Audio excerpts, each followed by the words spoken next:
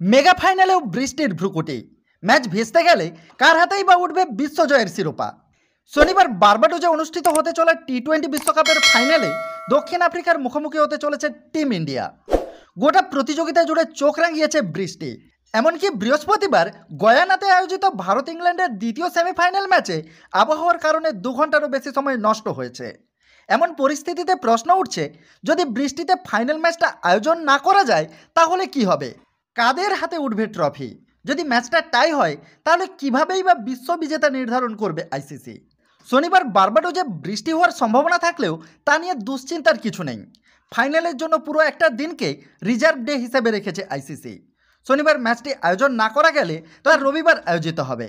তবে যদি reserve ডেতেও match আয়োজন না করা যায় সেক্ষেত্রে দুদলকে যুগ্ম বিজয়ী ঘোষণা করা হবে।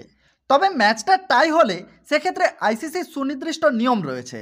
এক্ষেত্রে সুপার ওভারের মাধ্যমে বিশ্ববিজেতার নির্বাচন করা হবে। একটা সুপার ওভার টাই হলে সেক্ষেত্রে দ্বিতীয়বার সুপার ওভার হবে। যতক্ষণ পর্যন্ত না ম্যাচের নিষ্পত্তি হয় ততক্ষণ সুপার ওভারের এই প্রক্রিয়া চলতে থাকবে। 2019 সালে একদিনের বিশ্বকাপ ফাইনালে ইংল্যান্ড ও নিউজিল্যান্ডের মধ্যকার ম্যাচটি টাই হয়েছিল। পরবর্তীতে সুপার ওভারেও ম্যাচটার নিষ্পত্তি না ঘটায় অধিক সংখ্যক বাউন্ডারি মারার জন্য ইংল্যান্ডকে বিজেতা ঘোষণা করা হয়। এই নিয়ে বিস্তর সমালোচনাও হয়েছে। এরপর থেকে আইসিসি এই নিয়মের পরিবর্তন এনে জানায় যে ম্যাচের নিষ্পত্তি না হওয়া পর্যন্ত সুপার ওভারের এই প্রক্রিয়া চলবে। তবে ক্রিকেট প্রেমীদের মনে একটাই প্রত্যাশা, যেন শনিবারই ম্যাচের নিষ্পত্তি হয়ে যায়।